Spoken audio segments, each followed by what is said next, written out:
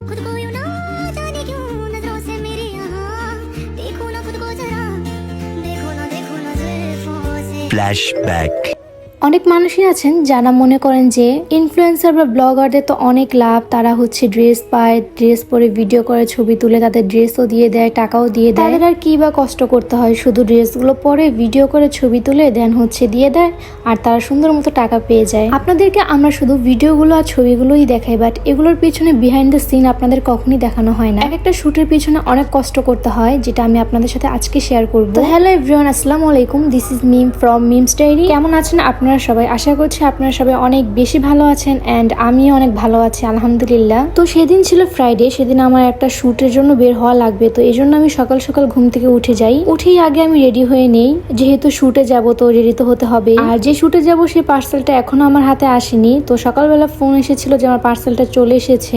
তো আমি রেডি হয়ে পার্সেলটা রিসিভ করতে যাই, আর এই যে আমি আমার পার্সেলটা রিসিভ করে ফেলেছি। এখানে একটা দুটা জামা না, এখানে 15টা ড্রেস ছিল, আর আমি সেদিন একদিনেই 15টা ড্রেসের শুট করেছি। আর বাসা থেকে আমি ওই 15টা ড্রেসের মধ্যে একটা ড্রেস পরে নেই শুটের জন্য। আর প্লিজ সবাই আমার ফোনের কভারটা ইগনোর করবেন, সবাই আবার বললেন না যে ফোনের পিছনে টাকা রেখেছি কেন, এটা আমার একটা অভ্যাস। যেহেতু আমি সেদিন 15টা ড্রেসে শুট করব, তাই একটু সকাল সকালই বের হতে চেয়েছিলাম, কিন্তু রেডি হয়ে বের হতে হতে দুপুর প্রায় 12টা বেজে গিয়েছিল।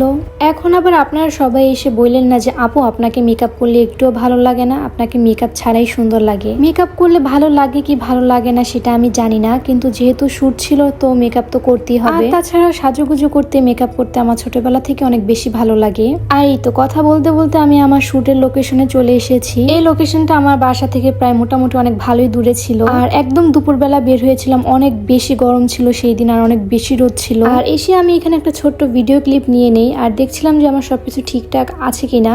আর এখানে আমার আম্মু আর আপু বসেছিল আর আমি এর পাশে শুট করছিলাম। আর ফার্স্টে এই ড্রেসের শুটটা আমি করে নেই। বাই দ্য ওয়ে, তার আগে আমি বলে নিই, আজকে যে 15টা ড্রেসের আমি শুট করেছি এই সবগুলো ড্রেস ছিল একটা পেজের, আর পেজের নাম ছিল মার্চ বাই রিশানা। আমি পেজটা ক্যাপশনে মেনশন করে দিব, আপনাদের যদি কারো ভালো লাগে তাহলে আপনারা ওই পেজ থেকে অর্ডার করতে পারেন।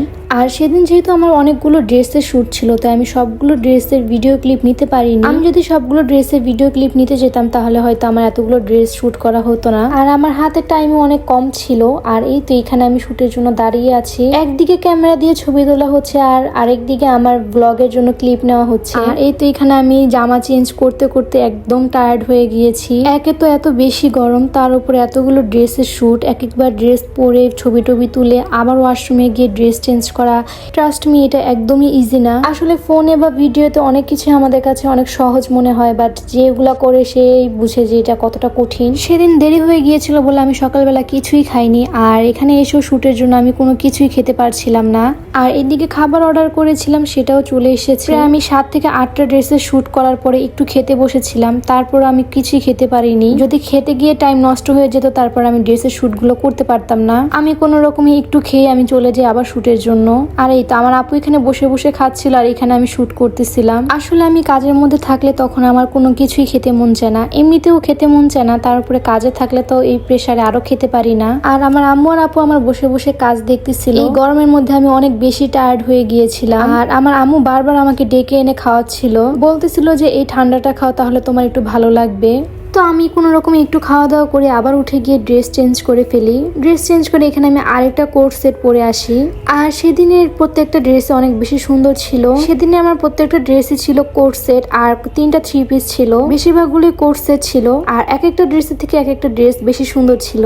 দেন ওই ড্রেসের শুট শেষ করে আমি আবার ড্রেস চেঞ্জ করে এই কোট সেটটা পরে নিই। আর আমার শুট করতে করতে তখন অলরেডি বিকেল হয়ে গিয়েছিল, কিন্তু তাও আমার শুট তখনও শেষ হয়নি। তো এখানে আমি প্রত্যেকবারের মতো আবার ড্রেস চেঞ্জ করে এখানে চলে এসেছি। আর তখন লাস্টের দিকে আমি একদম টায়ার্ড হয়ে গিয়েছিলাম, আমার শরীরে মনে হচ্ছিল এক ফোঁটাও এনার্জি নাই। আমি যে ছবি তুলবো বা ছবির মধ্যে এক্সপ্রেশন দিব আমি সেটাও পারতেছিলাম না। তো ফাইনালি সন্ধ্যার একটু আগে আমার সব শুট শেষ হয়ে গিয়েছে। আর এই তো এখানে শুট শেষ করে আমি একটু ফুচকা অর্ডার করেছিলাম। আমার ফুচকা খাইতে অনেক বেশি ভালো লাগে, আর আমার মতো কারা কারা ফুচকা লাভার আছেন তারা অবশ্যই কমেন্ট করে জানাবেন। আর আমি তো ভেবেছিলাম সেদিন হয়তো বা শুট শেষই করতে পারবো না, কিন্তু ভাগ্য ভালো যে সেদিনে আমি সব শুট শেষ করতে পেরেছিলাম। আসলে কি কোনো কাজই খুব ইজি না, আবার কোনো কাজই খুব কঠিন না। কাজ কঠিন হোক কিংবা সহজ হোক, আপনি যদি কাজটা ইফোর্টস দিয়ে করেন এবং মনোযোগ দিয়ে করেন, আপনি অবশ্যই সেই কাজটা করতে পারবেন। আমি জানি না অন্য ইনফ্লুয়েন্সাররা এবং ব্লগাররা একদিনে এত শুট কিভাবে করে। আমি তো 15টা ড্রেসের শুট করি একদম হাঁপিয়ে গিয়েছিলাম, মনে হচ্ছিল এই বুঝি মাথা ঘুরে পড়ে যাব।